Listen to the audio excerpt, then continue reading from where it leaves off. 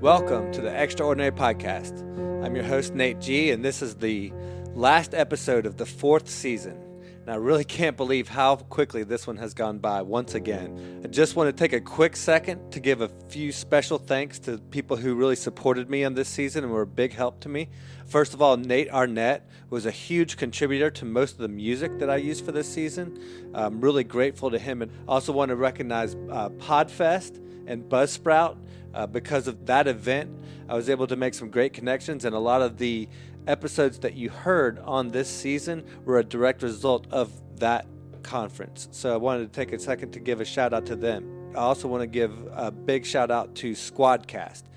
They are the online recording platform that I have converted to during COVID-19 that allows me to record remotely. What makes it different than a Skype or a Zoom is the fact that they record at the source, at the microphone where you're recording. So if you have a good quality microphone and an audio interface, it actually sounds like you're recording in person, because essentially that is what you're doing, recording live in person. So a big shout out to Squadcast and those guys. Next season, you'll be getting to hear from one of their co-founders, and we'll talk more about their company and what they've been able to do. I also want to give a big shout out to Zoom, the device that I use, not the service that's similar to Squadcast, but the Zoom recording devices. And I have just learned over the course of this season how to use that device as an audio interface as well. So it's become an even more valuable tool in my toolbox. So big shout out to Zoom. The H4n Pro is what I use, and I highly recommend the H6, extra ports but same device. And you can get more exciting from there. Also want to recognize all the people that helped me out in Utah, Sawtooth Adventure Company, Altra Shoes, Rapid Reboot, and the Jolley family. Thanks to them and their hospitality. There were 2 other people that I got to talk to out there that weren't on this season. Big thanks to the White family and the Hopkinsons as well. Special thanks to Richard and Donna Garrison, Chris Krimitsos, the host of Podfest, and all the people involved in helping make this season happen. Thank you all very much. This is episode 52 of the Extraordinary Podcast, Demolition Time. This is the end of season 4, so for the finale of each season, I like to share one of the 8 keys. In episode 26, Dream Big, we talked about how to figure out what it is that we actually want. Spent some time writing out some of our long-term goals and desires. Then from there, in episode 39, we created a blueprint. We laid out the long-term goals and strategies and the long-term things we think that we want. So before we get started into the actual work, we have to do one more step of prep, the demolition. We have to establish a different mindset. We have to create habits and systems of behavior that will help us once the actual work begins. We are learning how to learn. And that begins with demolishing our old habits and old ways of thinking. So check out episode 52, Demolition Time.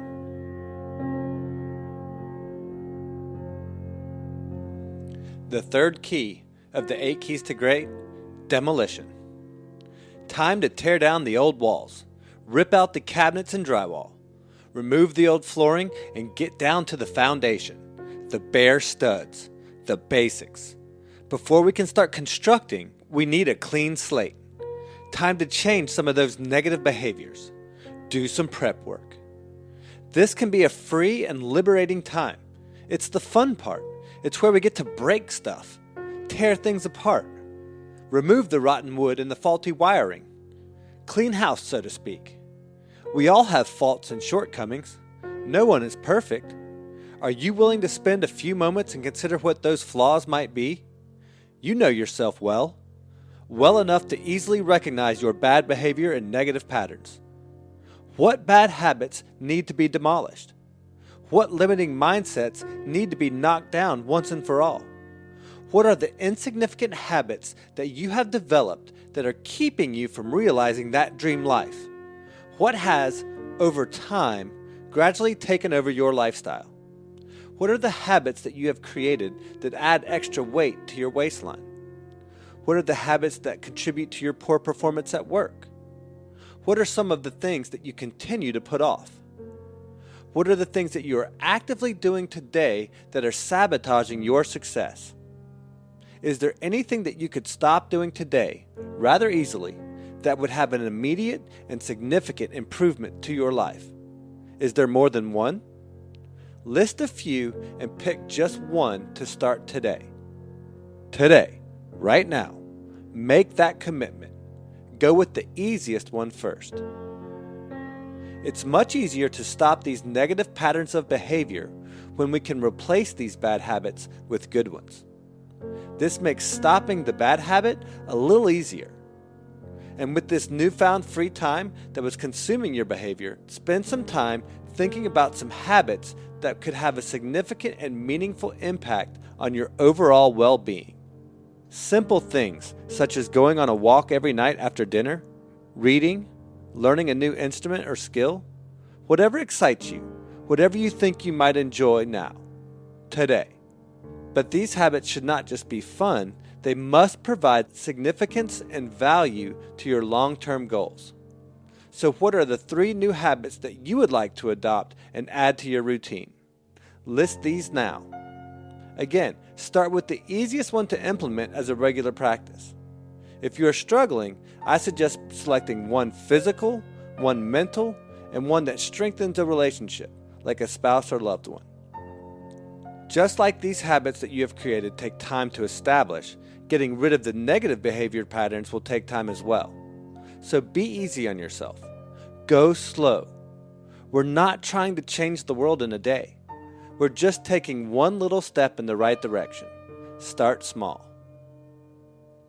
I started with a goal very early on to make better use of my Sundays. My Sunday afternoons and evenings were spent on the couch watching football or golf, often for hours. I'm not much of a couch potato, but Sundays were different. Eating poorly on top of that, every Monday morning I would regret wasting all that time. So I adopted some weekly routines to help change that. I would still enjoy my downtime and use Sunday as a recovery day, but while doing so, I would write a letter to someone I care about. Taking just an extra 5 to 10 minutes to write that letter changed my mindset, but it also changed my perspective so that I felt differently Monday morning. Yes, I was watching a little less TV, but the positive act that I replaced it with is what really made the difference about how I felt the next day. And it only took a few minutes. When I first started exercising, it was a similar story. I was waking up on my own without an alarm and just lying in bed stressing about the work that I had to get done that day, knowing that if I didn't get out of bed and get going, I would be stuck in even worse traffic than if I just got up. That was a daily struggle. But then I made the commitment to set an alarm and get up earlier on purpose. I began exercising 2 or 3 days a week for just 30 minutes before work. It wasn't easy at first. Some days I would just roll over and hit the snooze button. But as I continually struggled with that goal, I changed the behavior to make it easier. I started playing basketball with friends one night a week after work. That was a great place to start and allowed me to have a fun experience while getting the exercise and achieving the goal. Make it easy. Make it fun. Using these micro habits makes it less painful to give up some of those old habits. And once you've taken down a few small ones, you will then have the confidence to tackle some of the habitual behaviors and addictions that are not so easy. But don't worry about that for now. For now, make it as easy as you possibly can. Use the 1% rule. The 1% rule is simply to do 1% more today than you did the day before. So often we are fed up, sick and tired, and finally find ourselves motivated to change. We jump in with both feet and we go at it with a vengeance. When demolishing the old space, we're ready to break out the sledgehammer and the hard hats. But this is not a sustainable approach. We will lose that motivation over time. We may tear down walls we shouldn't, create more work in the process. Rather, we should take a more measured and balanced approach, removing the old cabinets with care. We may have a use for them later on. We take a small step in the right direction and maintain it.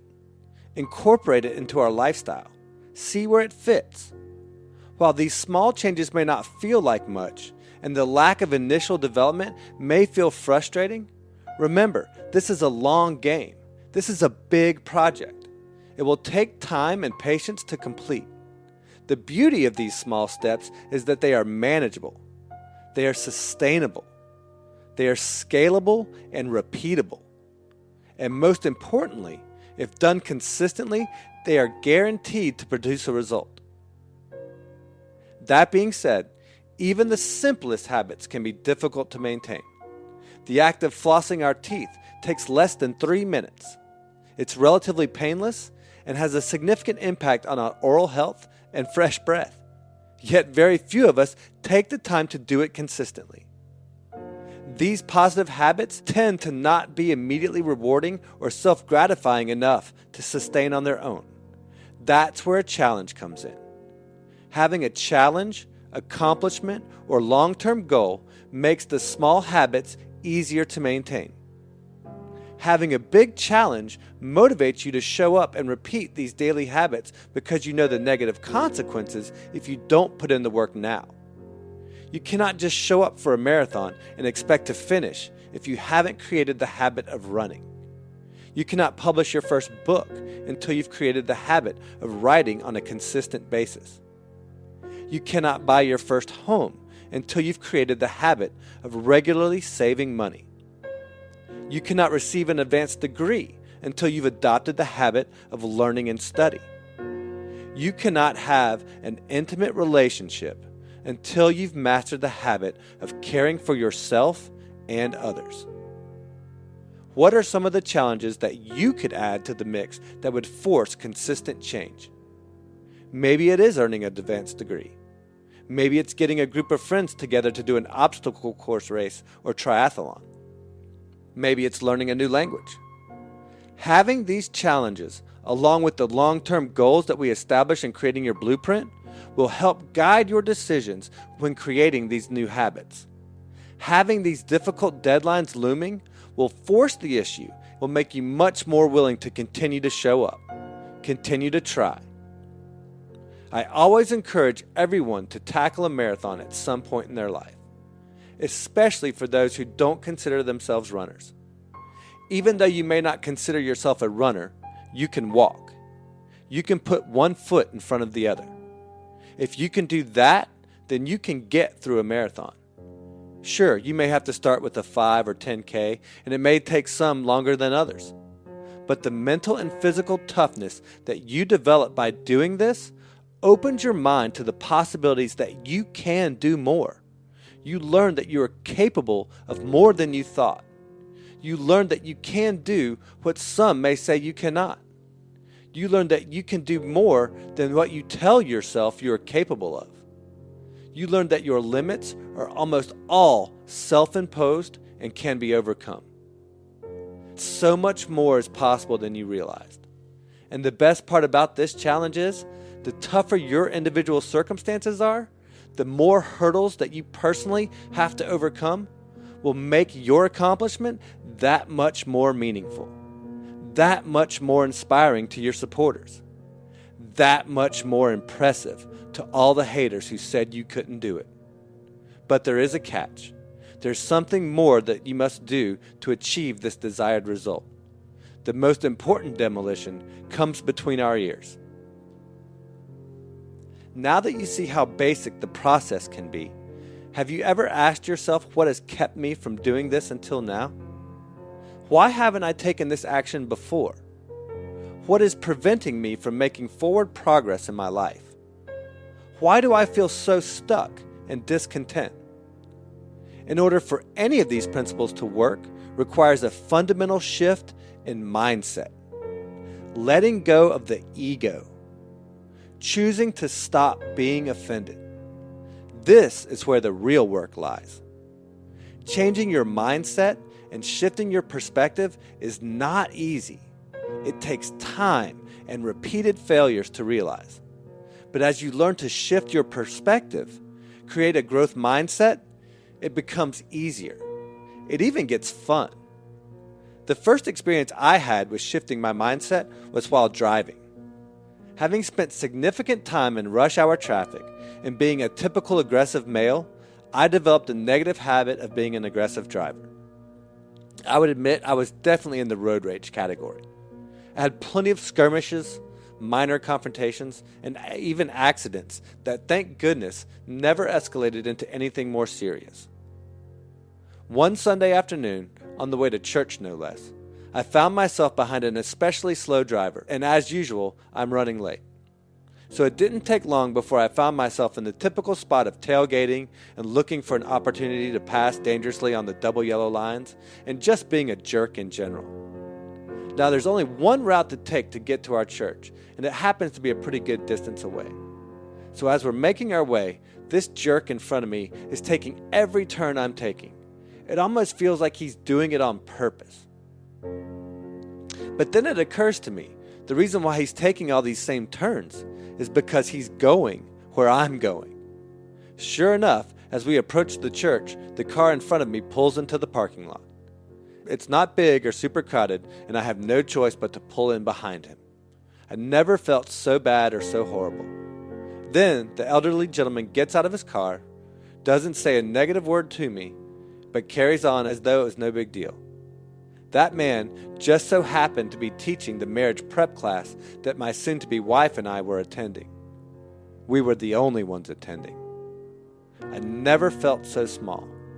It was at that point I began to shift my mindset and remove my ego from every situation possible. Now you would think after such an embarrassing experience I would have learned my lesson and I would have applied these principles immediately and thoroughly.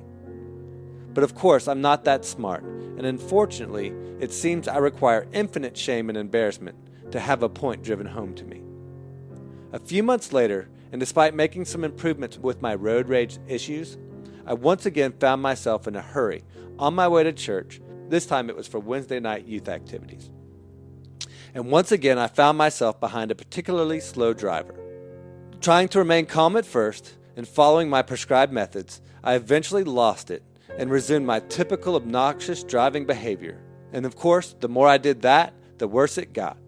This stupid driver was taking all the same turns, driving intentionally slower than the normal flow of traffic.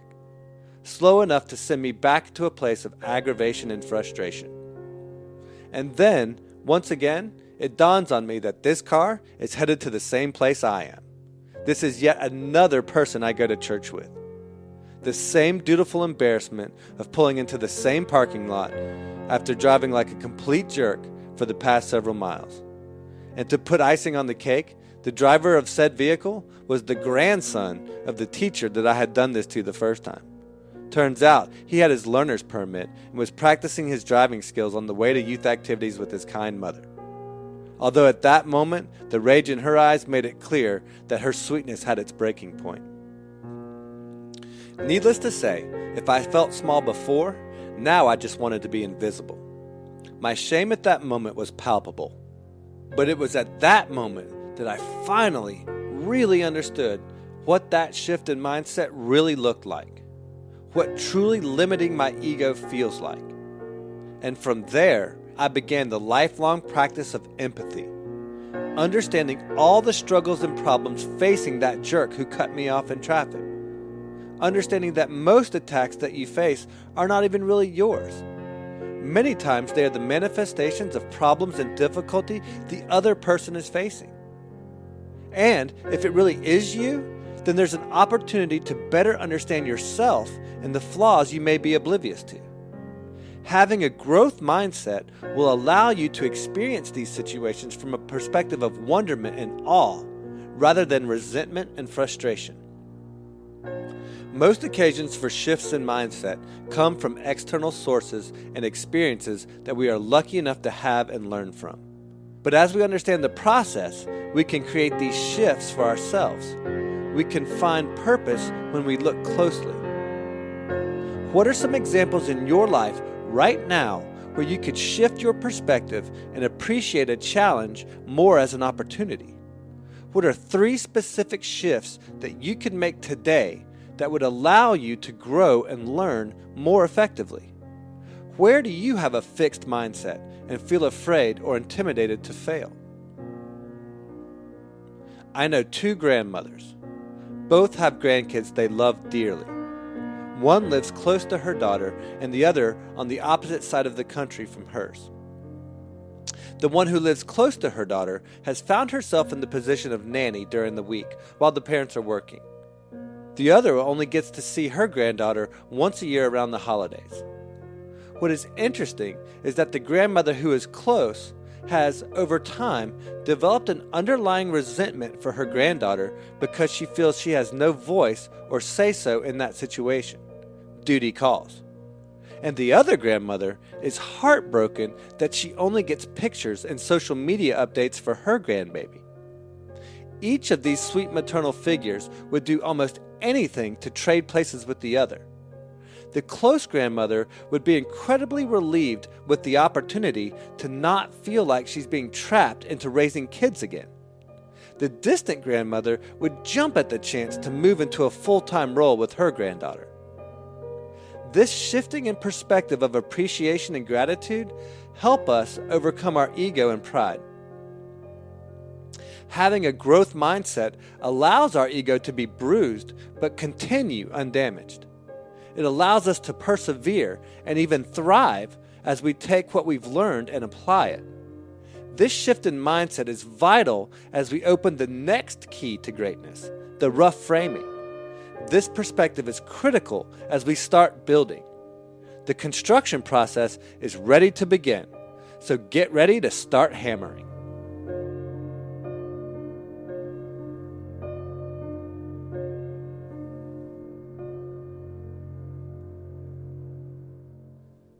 Hey y'all, thanks for listening. So, what'd you think? What did I miss? Was there a topic you wish we had covered? Was there an area of discussion you want to know more about? Or was the whole thing just too long? Please send us your questions and feedback on social media to @extraordinarypodcast or check out our website, extraordinarypodcast.net. Subscribe there for all the latest episodes, blog posts, and more. And if you're tired of living the same old ordinary life, shoot me an email, nate@extraordinarypodcast.net, and I will send you your own customizable blueprint that will walk you through step by step how to create your own extraordinary life. And if you or someone you know already fits the profile, you can submit a request to be interviewed on the website as well. Finally, if you like what you heard or learned today, please take a moment to like, subscribe, and follow the Extraordinary Podcast on all your favorite platforms like YouTube, Spotify, and iTunes. And if you feel inspired, show your support for the show by donating through Patreon. It is through this financial support that we are able to continue to bring to light ordinary people living extraordinary lives. Thank you for your support, and most of all, just being you. This is Nate G, and we'll see you next week.